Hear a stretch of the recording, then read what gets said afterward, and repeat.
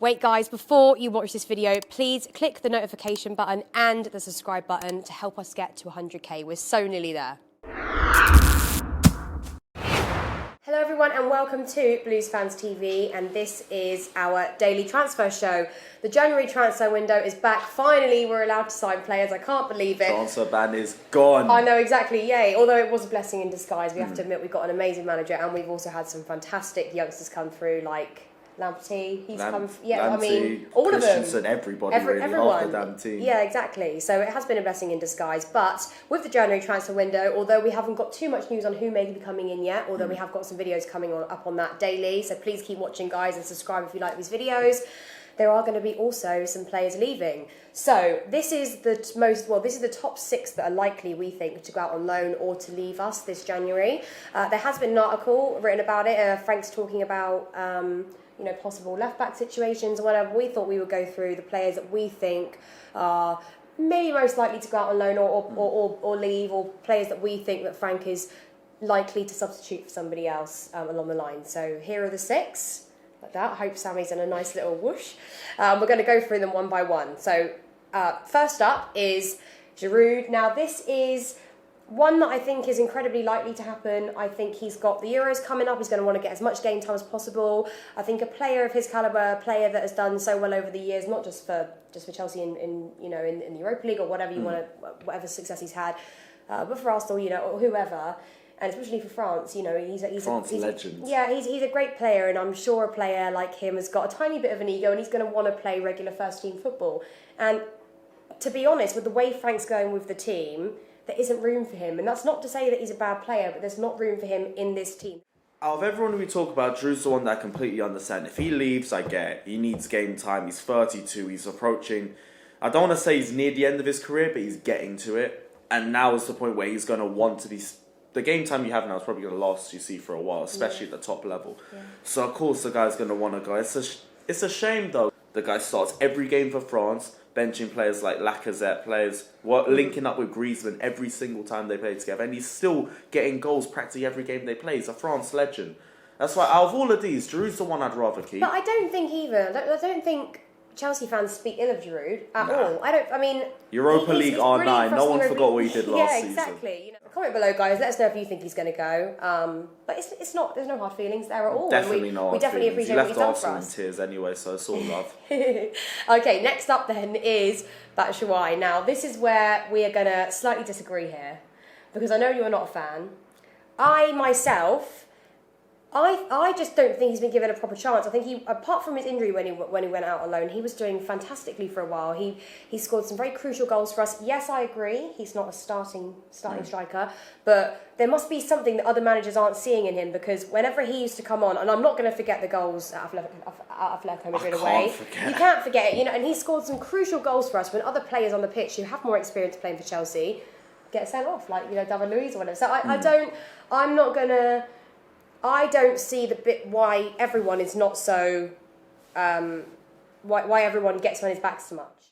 I watch him on the pitch, right? Sometimes he'll actually be on it, but most of the time I see him, the guy's not pressing. If he's pressing, it's poor. Outside the box, he's doing nothing. The passes aren't really doing much. He's very greedy on the ball. Do you think he's suited in a better league then?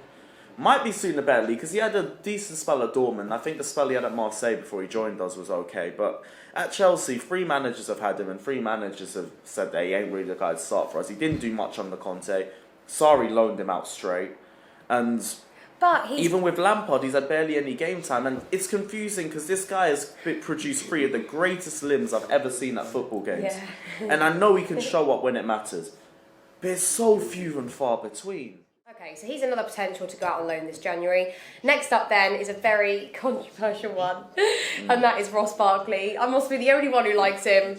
I think I'm a bit biased. I think he's good looking. Do you think I've lost the plot a little bit? You're on your own here. I'm not. Yeah, I think I've lost the plot a little bit. Now, do you know what? I think a lot today of what has a lot this season of what hasn't worked out for him, I think it's probably his behaviour off the pitch, and I think Frank and Jodie probably are looking at that, and although whatever they say to the cameras, I think that's just for show. I think deep down they're probably like, what the fuck is he doing out on a seen them fights that Lampard's putting out. He's got slapped with another one straight for that. Yeah, exactly. So I think that's a lot of it, and I think that there have just been other players like Mason Mount, I think even if you look at that midfield, Kovacic, for instance, has earned his place in. Kante's, that everybody that's sort of worked their way in, except Barkley. Barkley, he had a great pre-season, and then I think the younger players have just outshone a little bit, and he's not been able to get in there. That's the thing, is blue balls with Barkley's pre-season Xavi, but other than that, he's still a good player. He's still a good player for other teams, though. I don't see it. I just don't see it. I watch him, right? There's a reason why he's bottom of the pecking order. Credit to him, he got a goal, and I hope that does well for his confidence, the goal from yesterday. But, bruv, other than that, he was still poor. The amount of times he was losing the ball, and we had so many decent passages of play in the attack. Yeah. But they didn't get anywhere because the ball got to him and he lost it. I'm not trying to scapegoat Ross Barkley, it's nothing like that. The only player I saw consistently lose the ball, and the only player I see consistently lose the ball when they're on the pitch, is Ross Barkley. And that happens time and time again. For another manager, like same thing I said with Batshuayi, 3 managers have tried to make it work with him. 3 managers have not been able to do that. The only good thing about Ross Barkley is, knowing us, we'll probably get profit for him because he was a 15 million transfer. Yeah. Other than that, he's had a couple decent free kicks, a great equaliser against Manchester United that saved us yet another loss at Stamford Bridge. Other than that, I mean, for me, the bottom line is I don't think he's as bad as everybody else is complaining about. But I think the bottom line is that Frank hasn't put him in the team. He is still quite young. He is going to want to play first team football, and therefore, if you want to do that, then it's probably time to go, because it's not like any of the youngsters are going to get older quicker. Do you know what I mean? So there's not really. It's not like if we had a midfielder who's playing really well and keeping out the team who was like 28, 29. You know, they're all really, really young players coming through. So I don't see how Ross Barkley will be able to make his way back in, and therefore I think he's one of the players to go out on loan. Okay, next up then, another midfielder, and that is Pedro. Now, Pedro's contract is up very soon. He is, again, another older player. I like Pedro. I think he contributes a lot to the team. I think he's one of the fastest players on the pitch. I think when when your opposition is tired and run down, he is 100% one of those players to come on and just, run right through them. But again, we've got so many good players that Frank's brought up through. I don't know whether he's brought them from Derby or whether he's brought them up through the academy. Because he's playing so much of the youth, he just hasn't been able to get back in. I think with Pedro, it's the case that it's just age now. It's just age now. The guy's 32. Pedro's I think he's only got about 6 months left on his contract, something like that. So. Yeah, Pedro's much less frustrating than I'd say the other 3 that we just said are. You know the situation with him. The guy is just older. He's not going to be able to perform at the same level, and definitely not with the same level of consistency. If this was his last game against Sheffield Wednesday, who did we play on the weekend again? This Forest. Yeah, Forest. That was it. We played Forest. In the game against Forest, he was brilliant from him, but. I don't think we'll see that sort of performance every single week. I think even last season and the season before we've seen, he was starting to get a little bit slow. Ever since that season where we won the league, it's been a slow downward spiral for him. Nothing too deep, because he's still been a big part of the side for the 2 seasons before. Yeah. But this season now, especially with the way the club's going, looking forward to a younger team. Pedro is passing. You know when it's a guy's time. Yeah. It's a guy's time. Pedro, respect the years he spent at Chelsea. The season he won as a league, he was phenomenal. Yeah, he's been a good player. It's time now.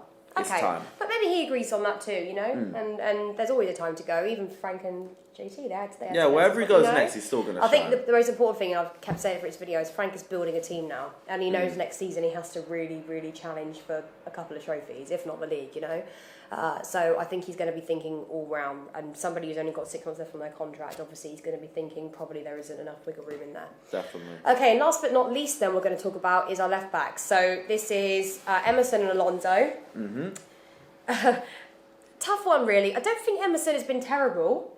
I don't think Alonso's been terrible. The problem with Alonso, and I rate Alonso, a lot of fans don't, is that he is a wing back, he's not a full back, and Frank does change the system slightly. That's the only thing that saves Alonso. I don't think Frank has got the player to master both of those yet. That's why it's so confusing. Yeah. If we didn't play 5 at the back this whole season, I bet Alonso's done out in January. He's gone straight. Now we played 5 at the back. Suddenly Alonso has a purpose, and I can't ignore that. If we're going to play 5 at the back, that's going to be one of the formations that we try to use. Alonso's now got a role, and Alonso's over Emerson by a mile. But if it's left back, Emerson's over Alonso by a mile. Yeah. And even same way we did that, Emerson was brilliant at the start of the season, probably one of the best left backs in Europe. soon as he came back from that injury, it looked like the Emerson from last season. That does which was happen. That does happen to players, doesn't it? No, I get that, and if he can get Happens to some more Morata even. consistency over the summer, maybe. I'm not over the summer, over the next 4 months, maybe, but I mean, the right option now, is left back's the one place we need to get a player. exactly, and Straight. I think Frank also knows that. I think that's the one. He's got options for other areas of the field. He probably does need to have a striker as backup for Tammy, because when Tammy was injured, we did struggle. But I think again, the left back situation is one of those where we do need to work on. So maybe Frank is going to, sell one, bench the other, bring in somebody new. Who knows, But let's leave you guys to discuss that. There are a couple of articles online about who Frank may be thinking of signing, which I'm sure we will update you on throughout the week. Don't forget, these transfer videos are going to be on daily, so all through January, so please look out for those. Sammy is going to be editing like a madman over this month. Comment below and please subscribe if you like these videos. Let us know, who do you think would be a suitable left back for us? Is it one of our current guys, Alonso, Emerson, or would you like to see somebody new? Anyway, comment below and we will see you all tomorrow for the next vid.